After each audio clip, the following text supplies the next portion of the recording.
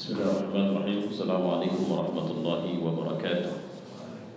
Alhamdulillahirabbil alamin wassalatu wassalamu ala asyrafil anbiya'i wal mursalin wa ala alihi wa sahbihi ajma'in.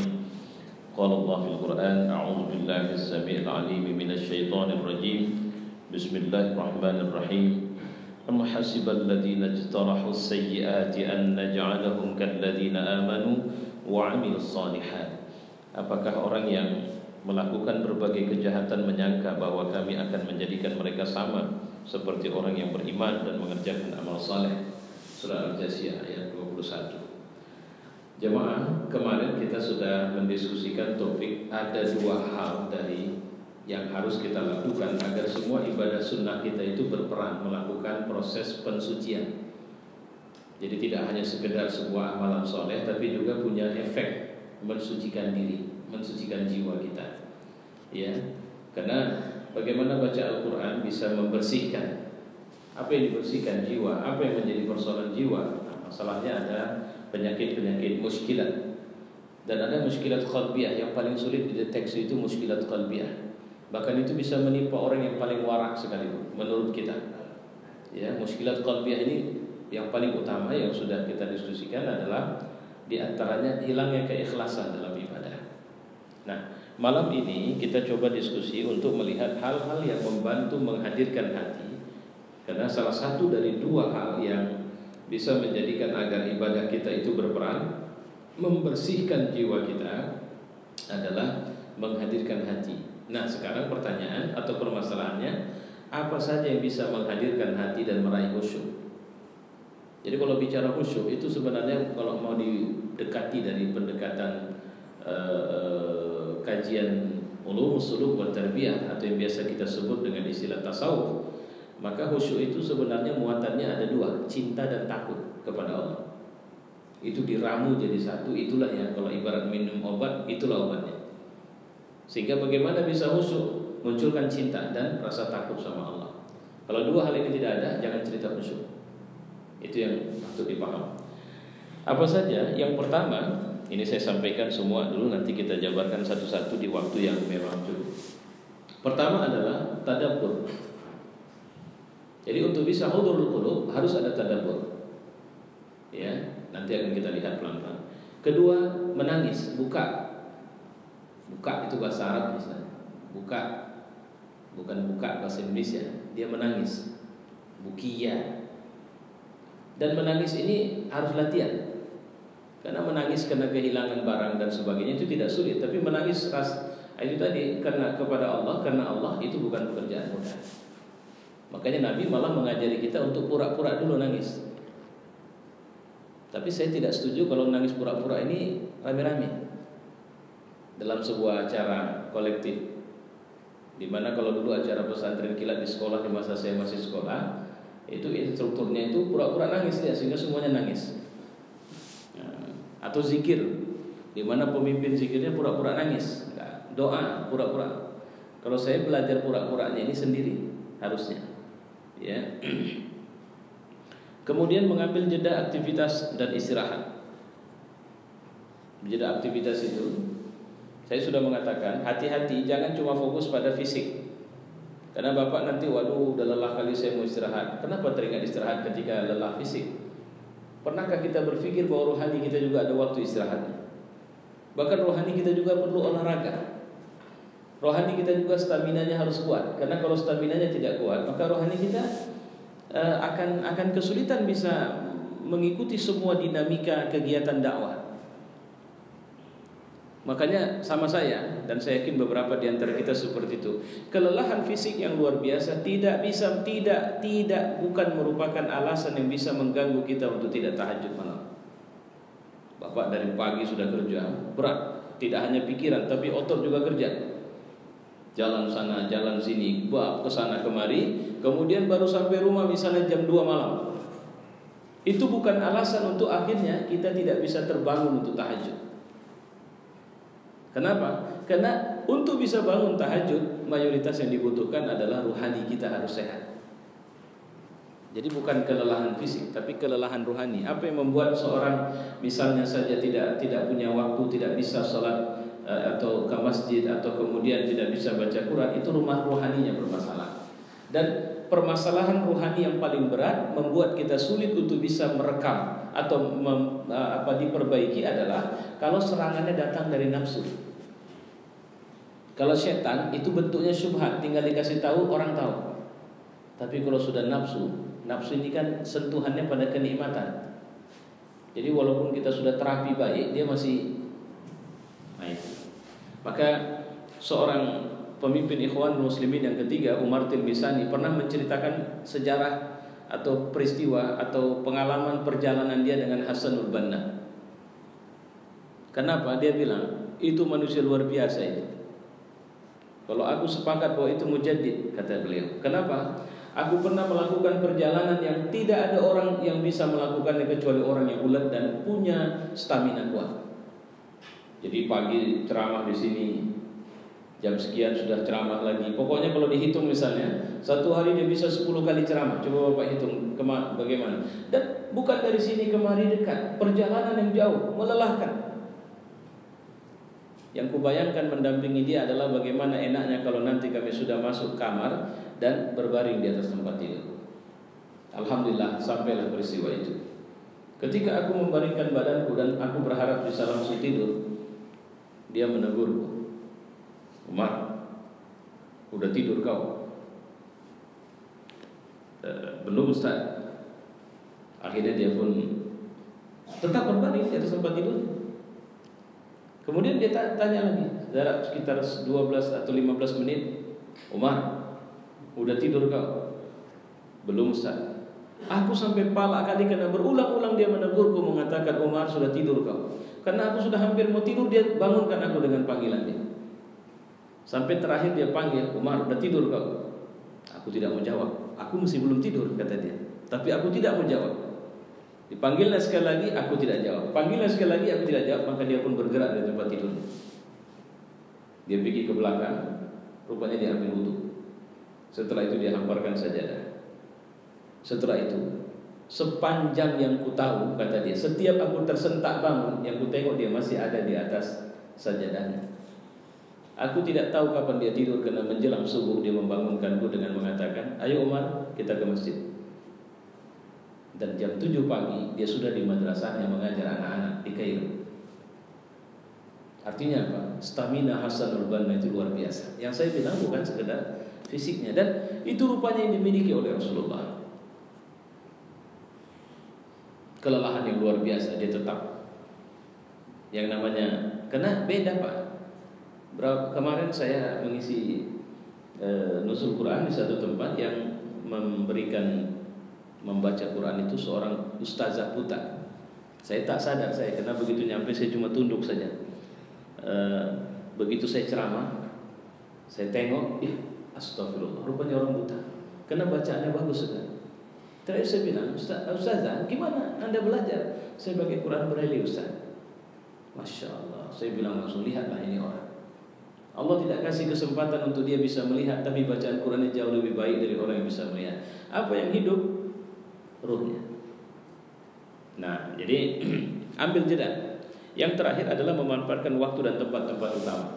Jadi kalau kita berada di tempat utama, di waktu utama, jangan sia-siakan itu. Ini Ramadan, ini waktu utama ini. All of the time in Ramadan. Semua waktu di Ramadan ini adalah waktu utama. Dan di waktu utama ini ada waktu yang paling utama. Ambil itu. Gitu. Kalau kita menyediakan waktu Bapak duduk di masjid di bulan Ramadan, duduk saja, beribadah saja, itu masih jauh lebih utama Bapak duduk dengan satu niatan. Misalnya saya malam ini, saya meniatkan, dari rumah saya sudah keluar, pulang malam, ya insya Allah nanti pulang. Tapi mohon izin saya pulang lebih lambat. Kenapa? Saya merencanakan akan i'tikaf di masjid sampai jam sekian. Artinya saya sudah membatasi waktu, dan jadilah waktu saya duduk dari tadi ini sampai nanti jam yang saya bilang itu adalah waktu berbeda dari sekedar saya masuk masjid dan mengisi pengajian tanpa meniatkan i'tikaf. Nah, itu yang dimaksud dengan ambil semua waktu itu. Makanya orang-orang mukmin itu berbeda dari yang lain. Oke, baik. Pertama kita ulas tadabbur. Tadabbur adalah memahami isi bacaan Al-Quran yang dibacanya, juga isi zikir dan doa yang diucapkannya, mesti hanya secara umum. Jadi sekarang ini sudah saatnya kita itu baca Quran atau belajar Quran. Misalnya saya bilang suratul Ikhlas atau misalnya suratul Falaq.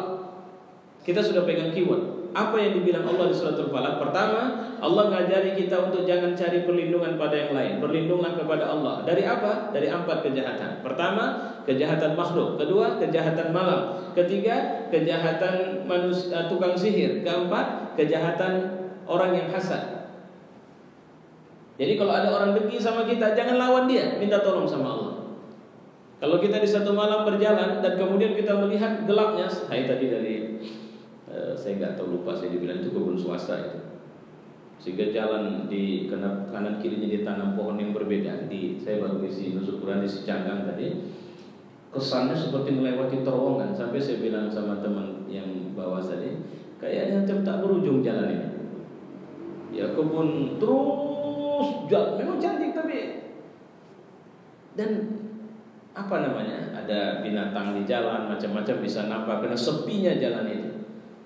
Dan itu dia min syarri ghasiqin idza waqab, dari kejahatan malam kalau dia sudah menyelimuti. Apa bentuk kejahatan malam yang kalau sudah dia menyelimuti? Para mufassir mengatakan misalnya kejahatan malam itu dimulai dari jam 10. Apa? Maling, rampok, begal, apalagi macam-macam yang lain. Dan jangan minta sama makhluk, minta sama Allah perlindungan. Jadi kalau bahasa minta perlindungan, Allah ngajari melalui surat ini, jangan lawan. Sini. Ibarat orang tua, sini nak. Dalam pelukan orang tuanya, itu yang dimaksud. Nah, itu pointernya yang bisa kita ambil dari surat itu. Jadi, itu yang dimaksud dengan tadabbur, sehingga secara umum kita bisa paham. Ketika seorang muslim, ketika seorang membaca Al-Quran, hendaklah kita memposisikan sebagai target dari Quran itu. Jadi prosesnya, makanya kalau orang dulu dia membaca Quran nggak sambil, dia bukan part time, dia prime time. Jadi kalau karena dia tahu itu, maka dia punya waktu untuk Quran. Maka itu yang terjadi pada Umar bin Abdul Aziz.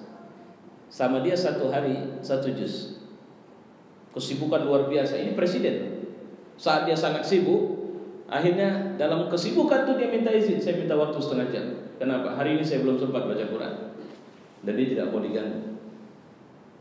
Kenapa? Karena di situ dia, kalau bahasa kita, menginjeksi keimanannya. Di situ dia mempelajari kembali apa perintah Allah. Kenapa? Dia target dari ayat ini. Karena tidaklah Quran diturunkan kecuali untuk kita. Maka pelajari apa pesannya untuk kita dalam Al-Quran. Ini dimaksud dengan tadabbur. Beda dia dengan tilawah biasa. Kalau tilawah biasa ya Bapak baca, bisa lomba kita. Ya, udah berapa kali khatam?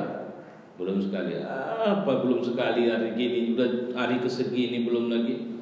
Jadi mau sampai kapan? Bisa. Itu tilawah saja. Tapi kalau kita memahami makna itu tidak sebentar. Umar bin Khattab itu diceritakan 10 tahun baru khatam surat Al-Baqarah, tapi lengkap dengan instalasinya. Apa perintah sudah diterapkannya, apa larangan sudah dijauhinya. Sehingga kalau mau nengok surat Baqarah, akhlak surat Baqarah sudah muncul pada Umar bin Khattab. Itu belajarnya 10 tahun dia bilang. Aku 10 tahun baru tuntas. Begitu. Ketika seorang membaca ayat Quran, hendaklah memposisikan sebagai target Al-Quran ini agar ia dapat merasakan kondisi sebagai seorang hamba, mengetahui kekurangan diri, dan karena itu mesti menghadirkan rasa takut pada Allah serta bersungguh-sungguh untuk taat kepada Allah. Karena ketika kita pahami ini, kita bisa macam-macam, ini kan dunianya. Habis ini selesai, kita hanya tinggal menunggu hasil dari apa yang kita buat. Maka kita harus berburu. Apapun yang kita buat, kita harus melakukan posisi atau berada di posisi yang terbaik seharusnya. Dianjurkan seorang mukmin mengulang bacaan Al-Quran kalau dia tilawah. Iyyaka na'budu wa iyyaka nasta'in. Kalau dia ingin dapat makna lebih dalam, ulangin itu. Iyyaka na'budu wa iyyaka nasta'in. Para ulama alim besar, qari-qari kita kalau membaca Al-Quran, ketika membaca, mereka sering mengulang bahagian-bahagian tertentu pada ayat yang mereka resapkan dan ingin mendapat makna lebih itu. Jadi bisa saja seorang, bahkan kabarnya Bilal bin Rabah itu baca Quran tidak satu surat runtut, dikumpulnya sekian surat jadi tematik.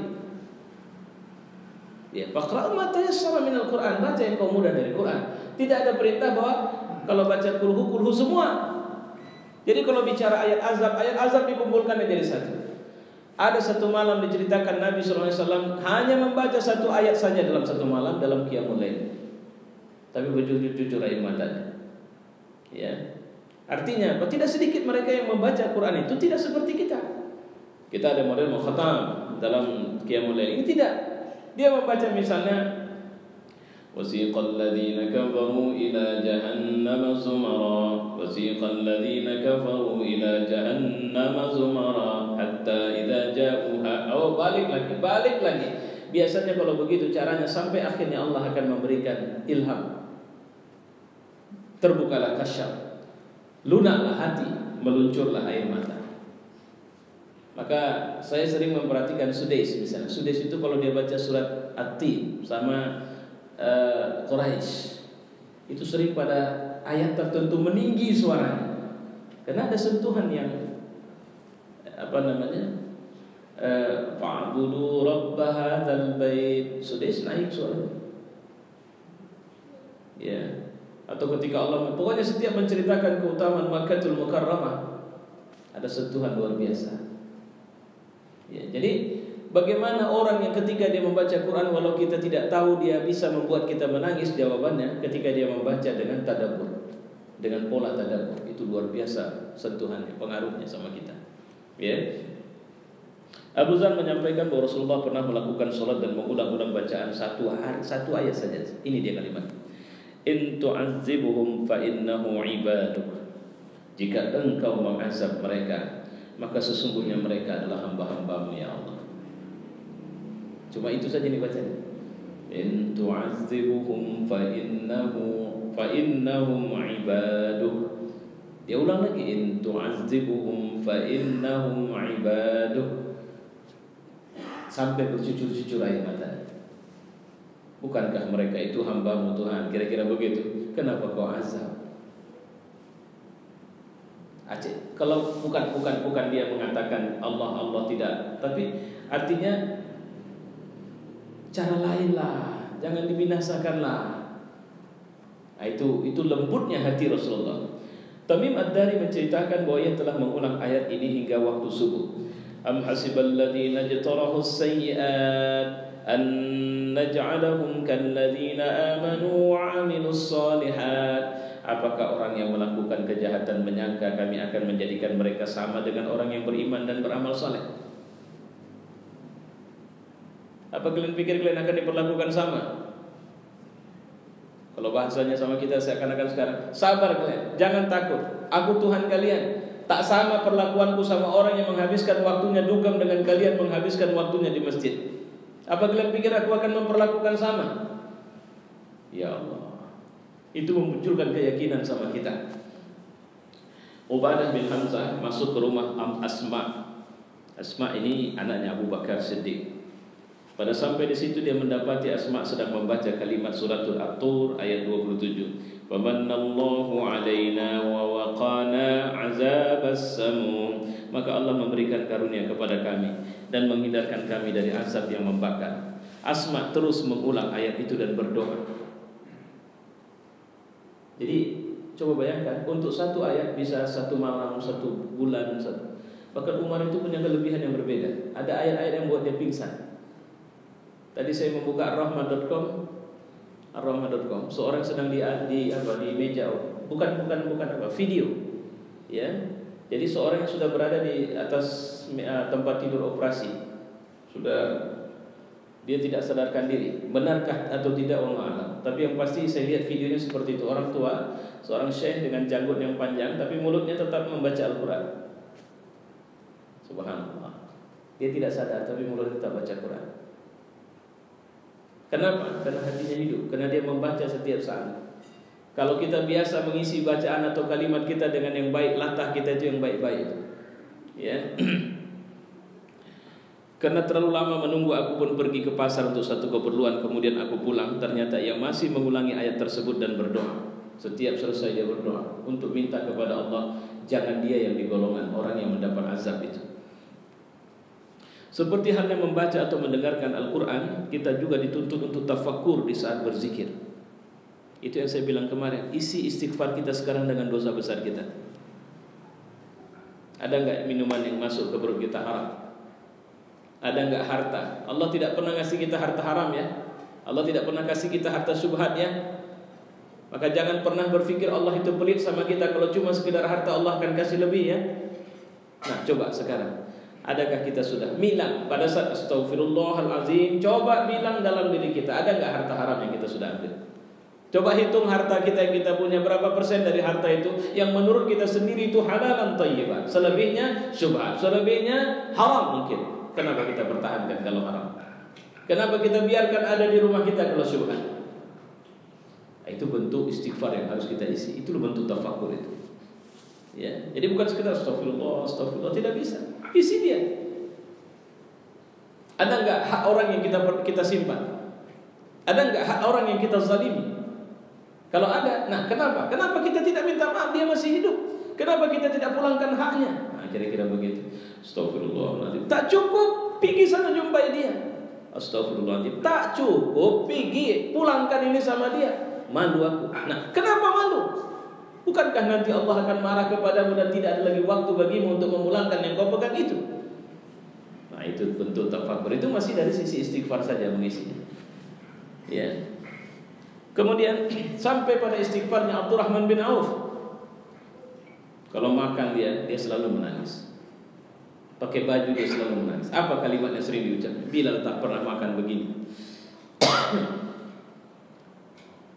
Padahal dia sudah mengupgrade maksud saya. Baju pembantunya sama dengan baju dia. Jadi kualitas baju pembantu itu buat baju dia.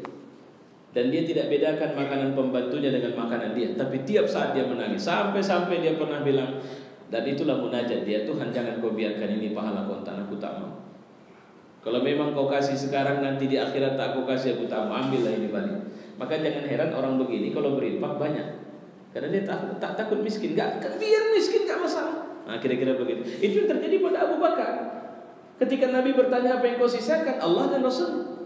Kenapa begitu? Kata Umar, kalau anakku lapar, tanganku ini mesti bisa cari makan. Tapi kalau anakku sudah tidak ada agama, duitku tidak bisa ngasih iman sama. Nah, kira-kira begitu. Iman itu tak bisa dibeli, kata Raihan. Iman tak bisa diwariskan. Iman itu dibentuk, diolah, dibangun, dirawat. Karena ada orang yang sudah bisa membangunnya, tapi tidak bisa merawatnya, hancurlah dia. Itu. Selama berdoa kita juga dituntut untuk tadabbur dan memilih doa yang maksur, yang dapat menggerakkan hati dan melunakkan kekerasan. Saya dari anak-anak diajarkan doa ini. Allahumma inna nas'aluka astaghfirullahaladzim. Kau bisa hilang. Wahai Tuhan, aku minta kepadamu satu amal yang mendekatkanku kepada surga. Dekatkanlah aku kepada surgamu. Yaitu artinya begitu. Ini mohon maaf saya. Ini doa saya tiap sholat ini sebenarnya. Dekatkan aku kepada surgamu dari lisan dan amalku, dan jauhkan aku dari neraka baik melalui lisan dan amalku Tuhan. Itu hadis sahih. Ada satu lagi yang setiap sholat saya juga baca itu. Allahumma inni as'aluka afdala ma tu'ti ibadak. Itu dari sejak saya membaca hadis itu dan doa itu saya menghafalnya, dan sampai sekarang saya tidak pernah putus membacanya setiap mau sholat. Artinya muazzin sudah qomat, nah berdiri, jadi saya membaca itu. Karena satu hari seorang sahabat pernah membaca itu, dan kemudian setiap sholat Nabi bertanya, siapa tadi yang baca doa ini? Saya ya Rasul. Oke. Kau yang baca? Betul ya. Nanti akan tersungkur kau dari kudamu, dan akan dipanah kau, dan kau mati dalam keadaan seperti itu. Artinya apa? Kau baca doa itu artinya kau minta syahid di jalan Allah. Dan benar, itu terjadi sama dia.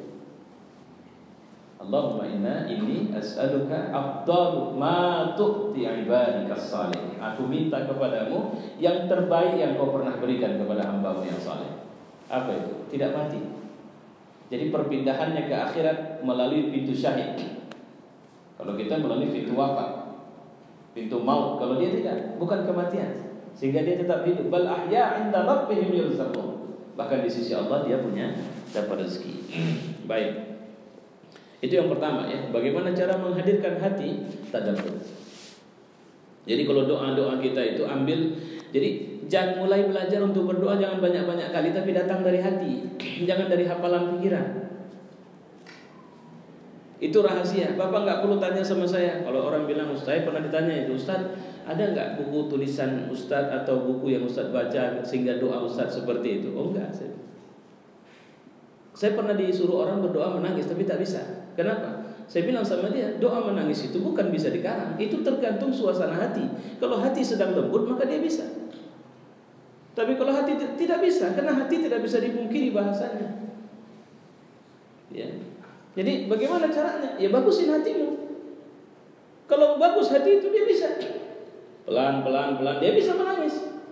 Lihat bagaimana imam salat di Masjidil Haram ketika dia baca doa kunut. Sampai bersaja, apa dia hafal? Saya enggak yakin dia menghafal itu. Walaupun mungkin sebahagian mereka menghafalnya. Tapi rangkaian kalimat-kalimat itu muncul dari sebuah perasaan hatinya. Kalau saya menduga kuat seperti itu. Baik, itu yang pertama. Imam sholat juga seperti itu. Saya pernah sholat di belakang satu imam yang bercucur-cucur air mata saya. Waktu itu saya masih kuliah. Saya tak kenal itu orang. Siap sholat saya cari tahu siapa ini. Rupanya hafiz Quran. Artinya Masya Allah, punya kelebihan lah begitu. Yang kedua, menangis. Ini supaya hati kita bisa hadir. Menangis adalah sifat orang yang khusyuk saat membaca Al-Quran atau mendengar ayatnya, saat mengingat Tuhannya atau berdoa kepadanya.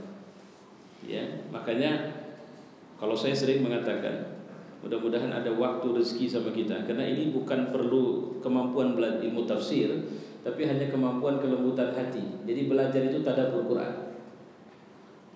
Di beberapa tempat ini saya praktekkan, Masya Allah, hasilnya bagus.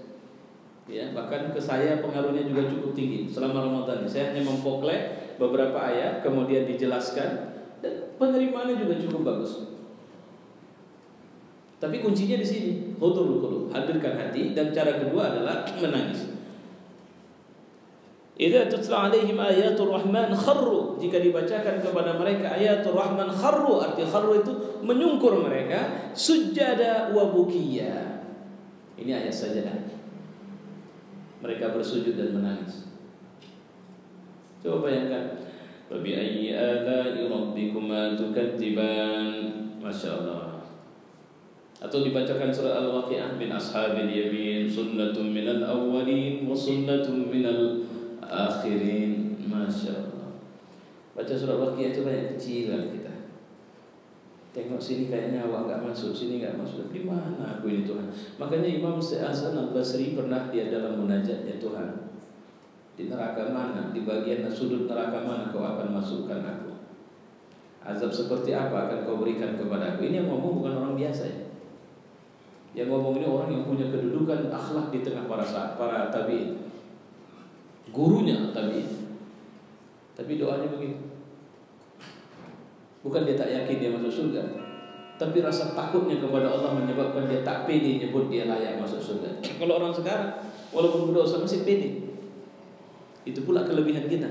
Banyak dosanya tapi pede. Oh, kalau aku masuk surga aku yakin aku. Tinggal minta ampun saja. Ya. Abdullah bin Mas'ud pernah membacakan surat An-Nisa kepada Rasulullah, kemudian beliau mengatakan, "Cukup ya Abdullah." Maka aku pun berhenti. Aku melirik ke beliau dan ternyata kedua mata beliau tampak berlinangan air mata. Bagaimana kami mengazab mereka sementara engkau ada di tengah mereka. Itu azab ayat yang berhentinya di situ. Cukup. Nabi mengatakan, "Cukup ya Abdullah." Akhirnya dia pun melihat Nabi, dan para sahabat itu gak berani nengok Nabi biasanya. Kalau mereka khidmatnya sama Nabi itu tinggi sekali. Kalau disuruh Nabi langsung bergerak. Ya. Dan kalau berduduk pun berdua begini tak berani nengok. Maka itu tadi dia bilang, aku lirik, aku lihat air matanya sudah membasahi pipinya.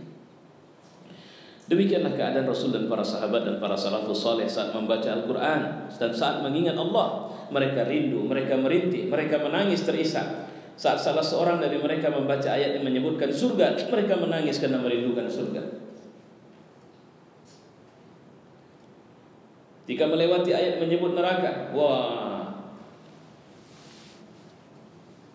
bagaimana Quran menceritakan minuman penghuni neraka, makanan mereka, kehidupan mereka.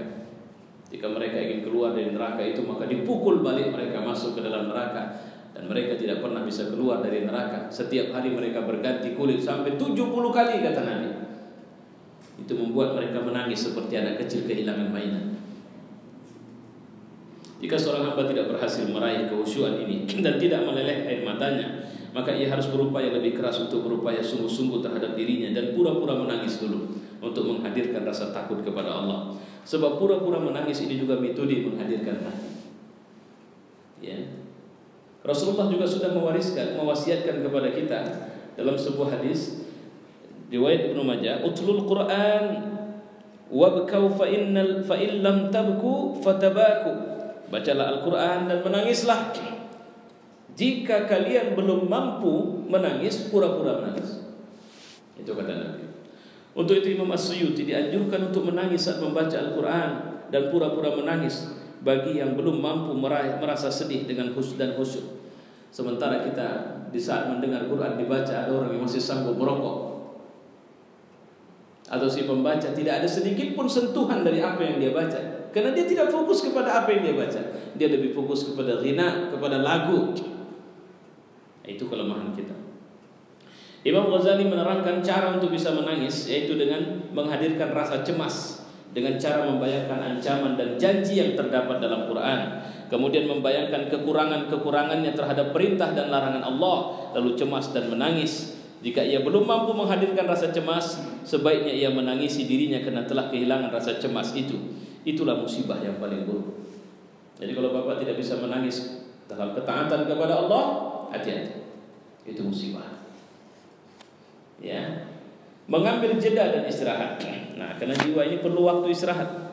Imam Nawawi melihat perhatian Rasulullah kepada umatnya, di mana dia membimbing agar kita berbuat kebaikan. Anas bin Malik berkata, Rasulullah masuk ke masjid, di sana ada tambang yang terikat di antara dua dinding. Jadi di masjid itu ada tali, itu pintu sana diikat tali sampai ke pintu sana. Rupanya para sahabat itu kalau sholat tahajud, mereka kalau capek bersandar. Allahu Akbar, tapi bersandar. Bismillahirrahmanirrahim. Nabi tengok, apa ini katanya? Nah, kira-kira begitu. Ini siapa yang ikat tali ke sana kemana? Oh ini ya Rasul, ini dipakai oleh para sahabat kalau mereka sholat tahajud di mana mereka tak sanggup berdiri, jadi mereka bersandar. Maka Nabi bilang ini. Tapi waktu itu tambang itu milik Zainab, istrinya. Zainab itu sering mengambil karena lelahnya dia bertambang begitu. Maka Nabi mengatakan, lepaskan tambang itu, sholatlah dengan semangat. Kalau lelah, istirahat. Jangan sholat ngantuk, tidur. Nah, kira-kira begitu. Jangan sholat lapar, makan dulu. Jangan capek kali, istirahat. Allah itu enggak bosan. Allah itu sabar nunggu kita. Dan sholatlah dengan semangat. Sholatlah seperti kita sedang akan bertemu dengan pemimpin yang paling kita rindukan. Itu yang saya bilang semalam.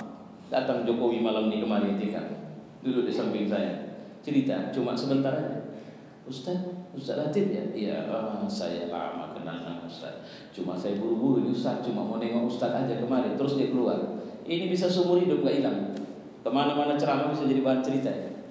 Kenapa? Presiden datang tiba-tiba jumpain saya, duduk cuma gak sampai 1 menit, pergi lagi. Sementara Allah tiap hari ketemu kita. Kalau siapa? Pemilik matahari, pemilik siang, pemilik malam, pemilik lautan, pemilik gunung, pemilik semuanya. Gak ada perasaan bangga itu gak muncul. Maka itu harus kita munculkan itu. Rasa semangat bertemu dengan pemimpin dari semua pemimpin. Pemilik, Masya Allah. Kalau saya dipanggil Presiden Amerika sekarang, rasanya wah. Walaupun kafir itu. Ini yang panggil Allah. Ada gak perasaan kita, ntar ya maaf ya, saya mau ketemu dulu sama pimpinan siapa. Ada di kantor-kantor sering begitu itu. Lagi sedang tugas, Pak, Bapak dipanggil direksi. Wah, Pak, saya mau ada ketemu. Taruh, saya panggil. Hayya 'alas shalah, hayya 'alal falah. Ada enggak kita as soon as possible seperti itu? Ada enggak surah bergegas seperti itu? Itu maka kita harus banyak istighfar kepada Allah. Maaf, saya enggak bisa, sedang ada kebetulan ada Bilangnya bukan dengan perasaan takut, bangga, saya sedang dipanggil nih sama presiden.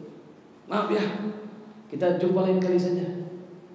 Lihatlah betapa bergegasnya dia ketika urusan hidupnya itu.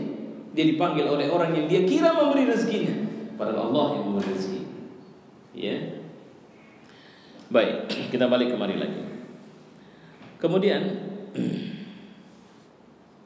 seorang hamba yang mendapat taufik dari Allah adalah orang yang mengisi waktu sehatnya, aktivitas dan waktu luangnya dengan menjalankan berbagai ketaatan dan berbanyak ibadah sunnah. Saya mohon maaf ini kayak mungkin kalau ingat Pak Aslan, beliau ingat lebih dari 10 tahun yang lalu. Saya pernah minta sama beliau tuliskan. Karena yang perlu dibutuhkan sekarang adalah pengalaman spiritual untuk bisa mempertahankan keyakinan di situasi sulit. Menurut saya waktu itu beliau punya. Dan sampai sekarang saya bilang beliau masih punya.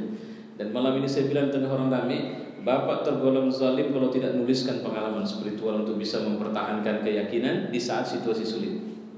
Mohon maaf Pak, karena ini bahasannya ke situ ini.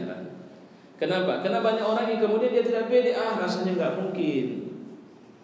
Rasanya nggak bisa lah, mana mungkin kita bisa bertahan dengan gempuran fitnah luar biasa. Kepada orang-orang seperti itu saya selalu bilang, zalim kalian kalau kalian tidak tuliskan kemampuan kalian. Bukan dalam rangka dia, buat anonim. Ada masjid menang, juara. Saya bilang kalian BKM, kalian masuk zalim kalian kalau kalian tidak tularkan. Kenapa kalian bisa punya masjid kayak begini? Artinya kemakmurannya bagus secara fisik, secara spiritual bagus. Cuma kalian saja yang bisa dapat ini ilmunya, dan kemudian kalian bangga menyatakan kalian juara satu, itu zalim itu. Nabi tertulis rapi, artinya riwayat itu tertulis atau kemudian kita bisa belajar dari situ. Ya. Jika kalian mengantuk, ini tadi sudah kita lihat. Nah, artinya apa? Bagaimana kita bisa menghadirkan? Karena saya kalau ada orang hafiz Quran, mungkin di sini sudah ada imam kita, saya selalu tanya itu gimana caranya? Apa yang kau buat? Kemarin saya bertanya kepada seorang hafiz, dia bilang, Ustaz sini duduk. Kalau memang Ustaz mau belajar sini duduk. 5 menit saya bisa ajari Ustaz untuk bisa membaca surat panjang, ayat panjang, dan Ustaz jadi ingat. Ayo duduk sini. Jadi cara saya belajar itu begini Ustaz, begini. Itulah dulu tarekat. Yang namanya tarekat itu orang nengok, Pak, Bapak kok bisa bertahan di tengah badai fitnah ini begini, itu begini. Maka ketika dia mulai mengajarkan, itulah tarekat istilahnya. Dia makanya ada tarekat Naqsabandi, ada tarekat Sazliyah, ada tarekat Qadariyah, macam-macam. Itu nisbah kepada nama orang. Ustaz bisa istiqomah begini, apa yang Ustaz buat? Saya mulai dari taubat, kemudian masuk ikhlas, kemudian ini, itu yang harus. Ya. Jadi habis-habis itu saya sering tanya, ada orang yang bisa istiqomah, gimana cara Bapak bisa bertahan?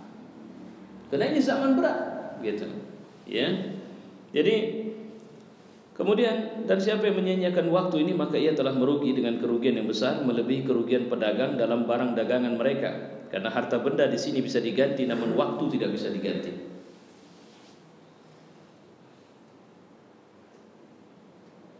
Kasarnya ya, mohon maaf, semoga Allah memberi taufik kepada kita terus menerus. Perusahaan kita juga bisa mendapat kebaikan yang banyak dari banyaknya orang saleh, mujahid. Karena kalau menurut Fatihah kan, yang hilang dari umat ini bukan orang saleh, tapi mujahid. Kalau orang pintar banyak, tapi mujahidin itu tidak banyak. Mujahid ekonomi, mujahid politik, mujahid dakwah, macam-macam.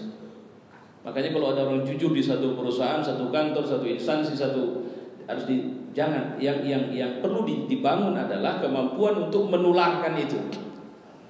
Jadi kalau bahasa Islamnya itu, bahasa aktivisnya itu dengan istilah saksiyah barizah. Jadi kalau ada individu baik, dia harus individu yang mampu memberi pengaruh, bukan sekedar individu baik. Ya, jadi kita sudah bisa bayangkan, saya akan habis masa hidup saya anak saya, makanya kita harus mentarbiyah anak-anak kita, karena jangan sampai kesolehan hanya ada di tubuhku, tapi harus ada di tubuh anak-anak kita. Perusahaan ini tidak ada orang yang kekal dari dulu sampai kapanpun akan di sini. Dia sudah harus berpikir bagaimana satu saat ketika itu, makanya ma ta'buduna min ba'di. Kalau aku sudah tidak ada, kalian ngapain nanti? Itu beban yang Allah titipkan sama kita sebenarnya. Ya. Jadi kenapa sekarang Nah, kelemahan umat Islam itu adalah ketika para ulama tidak bisa melakukan pembibitan, para qari tidak bisa melakukan pembibitan, pemimpin-pemimpin adil tidak bisa melakukan pembibitan, sehingga akhirnya jadi prasasti bahwa di sini dulu pernah ada orang soleh, bahwa di masa Orde Baru, Orde Lama dulu ada seorang laki-laki yang luar biasa, dia diberhentikan oleh presiden menjadi perdana menteri, malah syukurannya langsung melangkan mobil dinas dan jalan kaki pulang ke rumah. Di tengah jalan jumpa tukang sate, makan sate.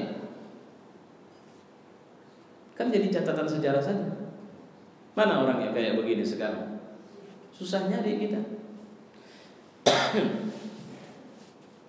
Mudah-mudahan saya sampaikan ini sebagai ya sekaligus doa kita juga semuanya. Ya. Ni'matani maghbun fihi ma katsirun minan nas as-sihhah wal faragh. Ada dua nikmat yang sebagian besar manusia bisa tertipu katanya. Pertama adalah sehat dan kedua waktu luang. Itu kata Nabi. Dalam hadis lain Nabi juga mengatakan manfaatkan yang 5 sebelum datang yang 5. Masa mudamu sebelum masa tua, sehatmu sebelum sakit, kayamu sebelum miskin, luangmu sebelum sibuk, hidupmu sebelum mati. Jadi kemarin sebenarnya saya sudah minta video itu. Infoku seperti biasa. Saya mau putar satu video yang menceritakan the meaning of life. Itu satu ilustrasi yang luar biasa bagus sekali. Ya walaupun dibantah oleh artis Bollywood itu, Hollywood itu, tapi siapapun yang melihat the meaning of life, kalau dia melihat dengan iman, saya yakin dia menangis itu.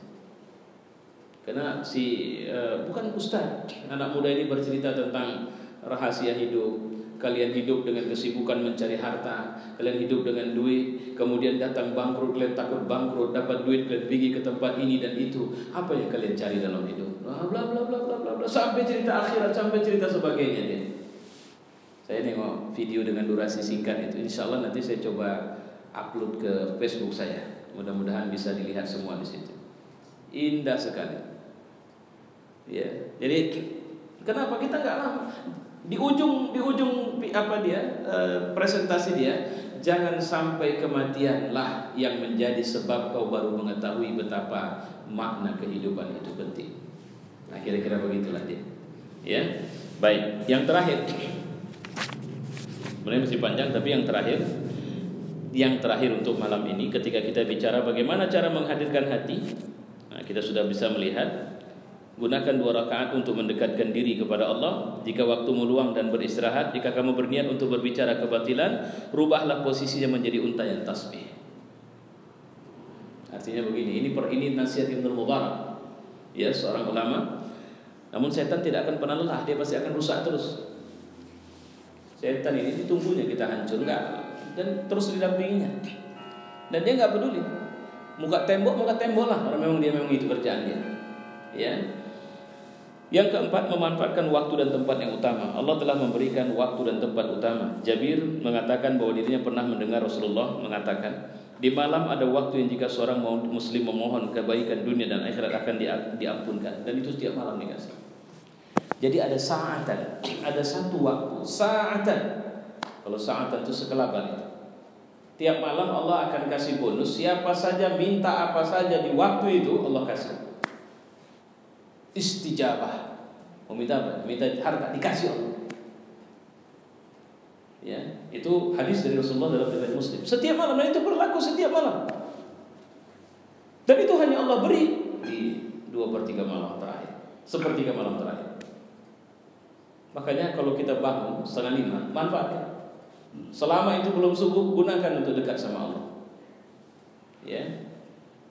Dari Abu Umamah telah ditanyakan kepada Rasulullah kapan doa paling didengar. Jawful lail ila akhir wa duburus salawatil maktubah. Di tengah malam yang terakhir dan di penghujung salat wajib kata Nabi. Jadi 2 waktu salat, waktu doa kita dengar. Waktu qiyamul lail. Dan makanya qiyamul lail yang paling bagus saya bilang, jangan Bapak qiyamul lail salat saja, nanti bisa datang nafsu ini bosan. Kalau Bapak salat saja, nafsu itu bosan. Maka antarai dia dengan muhasabah, antarai dia dengan munajat. Jadi siap 2 rakaat, Bapak duduk sebentar. Kalau bisa akui doa dosa, Tuhan, aku sudah pernah buat ini, aku pernah buat ini, aku pernah buat ini. Kayaknya aku belum mantap kau ampuni, karena hatiku masih menyimpan keinginanku dosa yang aku buat ini. Bantulah aku Tuhan, kayaknya tak ada lagi bisa aku buat kecuali aku minta tolong sama kamu. Kalau saya jujur aja, saya suka berdoa begitu, maka enak saja saya ngomongkannya itu. Kenapa? Karena nafsuku sudah menyukainya Tuhan. Dulu dia tak tahu ini, tapi sekarang dia tahu. Aku minta kepadamu Tuhan, karena aku tak pandai menundukkan nafsuku yang satu ini. Bantu aku. Jangan sampai kematian datang kau masih biarkan ini penyakit ada sama aku. Ya, jadi proses menuju tobat itu tobat. Jadi proses untuk memperbaiki diri pasca kita menyesal itu, pasca nadam namanya, itu adalah tobat. Walaupun kita belum berhasil penuh. Makanya saya pernah cerita tentang seorang laki-laki yang dituduh dia ahlu maksiat tapi waliullah di sisi Allah Subhanahu wa taala. Bulan Ramadan juga merupakan kesempatan emas untuk menambah zikir, doa, membaca Quran dan salat malam. Ramadan merupakan bulan yang awalnya rahmat, tengahnya ampunan, dan akhirnya pembebasan dari api neraka. Di dalamnya ada malam Lailatul Qadar, lebih baik dari 1000 bulan. Siapa saja yang bersegera melakukan amal ibadah di malam itu akan dimuliakan Allah dengan curahan rahmat. Hatinya akan khusyuk, merasakan kelezatan taat kepada Allah. Jadi curi nama Allah itu bukan sepanjang waktu. Bapak boleh nanti habis ini sebentar saja dulu. Kadang kita butuh waktu berdoa, kita berdoa habis itu silakan tidur. Dan kalau kita benar, tidur kita itu indah sekali. Bahkan mungkin kita tidak mau tidur lagi. Itu yang terjadi pada Rabi'ah al-Adawiyah. Kenapa? Terasa malam ini pendek sekali Tuhan. Itu yang dikatakan oleh para alim sufi.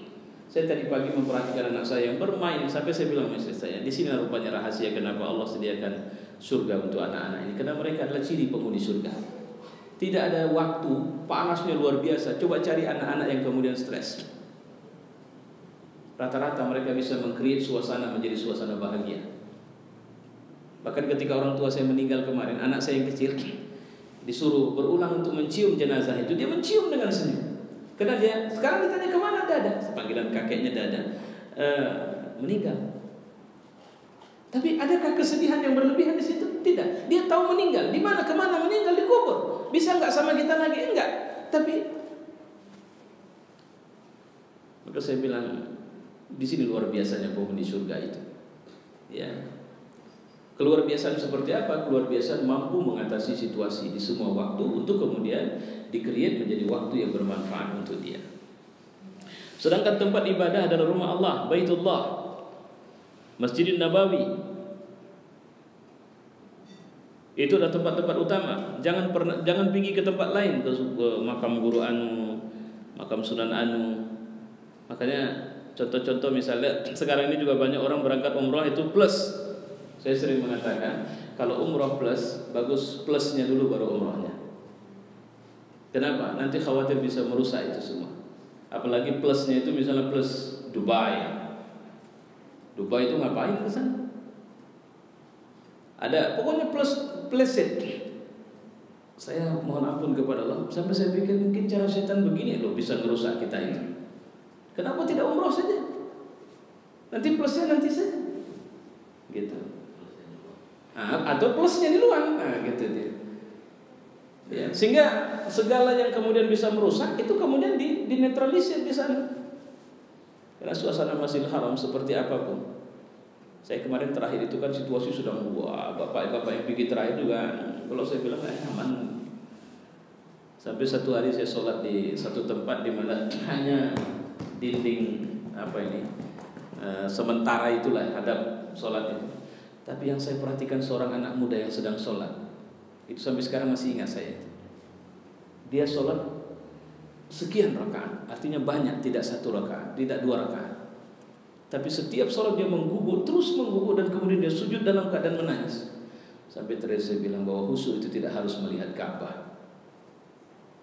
Tapi khusyuk itu sebenarnya hati kita. Setelah hati kita terbuka, maka Allah akan menyentuhnya. Dan dimanapun kita berada. Ya berapa banyak orang yang makin dekat kepada Ka'bah makin beringas di sana. Bukan makin baik dia di situ. Tangannya seperti ini di sana. Dan dia tidak mengizinkan orang untuk mendekat ke arahnya karena dia butuh jalan. Tapi ketika dia persoalannya Allah tidak mengatakan kita harus semakin dekat. Tapi ingat bahwa ini tempat mubarak, tempat yang penuh dengan keberkahan.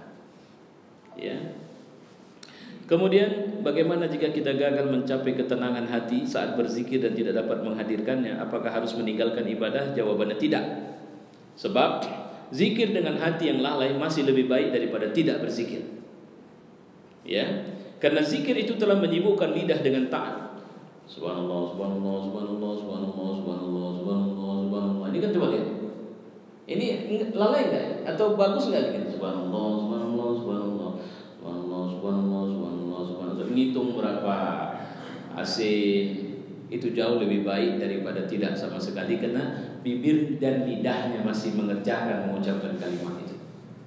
Makanya latihan khusyuk itu harus tidak khusyuk dulu. Latihan ikhlas itu harus riya dulu. Mungkin saja harus riya dulu, mungkin saja harus ujub dulu, mungkin saja harus merasa hebat atau sombong atau sum'ah. Mungkin saja harus begitu. Bahkan Imam Ghazali mengajari kita khusyuk itu dengan cara apa? Bayangkan ada orang yang kau segani berdiri di sampingmu dan memperhatikan sholatmu. Begitu cara dia mengajari kita untuk khusyuk bagi orang awam. Kalau saya sholat, kemudian saya bayangkan ada orang yang saya segani melihat saya. Orang yang kita segani itu bukan harus ulama, tapi orang yang kita segan kalau dia tahu kita sholat. Pastilah kau akan membaguskan berdirimu, rukukmu, sujudmu, bacaanmu, kata dia. Nah, buat itu. Sampai nanti Allah akan membimbingmu naik ke cara makam khusyuk yang lain. Ya. Baik, terakhir. Zikir tidak terbatas pada tasbih dan tahmid, namun juga mencakup semua ketaatan yang diucapkan lidah diiringi dengan ibadah kehadiran hati.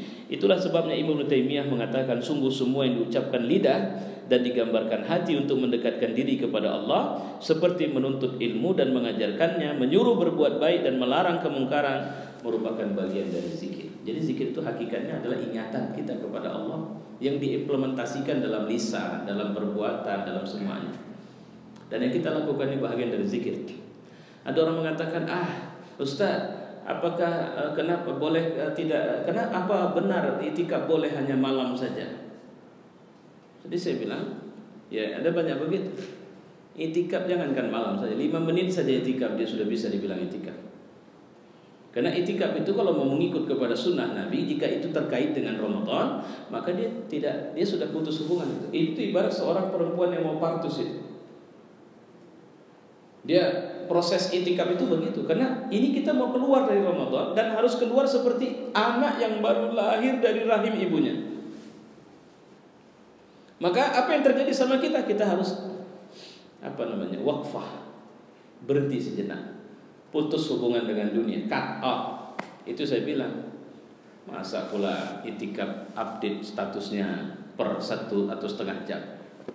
Suasana sebelum mulai, sekarang Ustaz saya di posisi ini. Untuk apa update status? Kecuali misalnya mengkhabarkan malam ini akan ada itikaf sini, cukup sudah. Update status bisa setan masuk. Setan sekarang pun juga punya FB kok, punya macam-macam yang lain, gitu.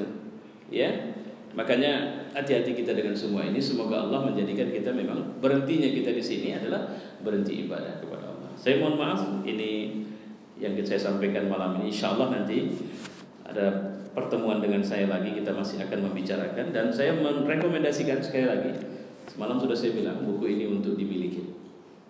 Ya, Tazkiyatun Nafs ini merupakan disertasi yang kemudian dibukukan dari Dr. Anas Ahmad Garzul, seorang dosen di Universitas Ummul Qura Makkahul Mukarramah. Ini buku yang kalau saya kelasnya kayak kelas Ihya Ulumuddin sama saya. Saya suka kalau sedang ingin melunakkan hati dengan membaca buku ini, karena dia menceritakan ada 5 rukun Islam dan itu menjadi sarana tazkiyah. Insya Allah ada rencana saya bahwa ke depan setelah ini saya poklek dari satu bagian saja.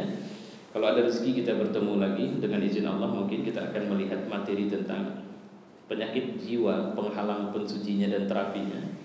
Nah, ini yang paling penting, apa yang menjadi penyakit, kemudian nanti solusi. Ya, bahwa ternyata semua ibadah kita itu punya nilai tazkiyah. Dan ini semuanya Qur'ani betul. Dan di sini diceritakan memang penghambat utama untuk bisa kita dekat kepada Allah adalah jiwa kita sendiri. Assalamualaikum warahmatullahi wabarakatuh.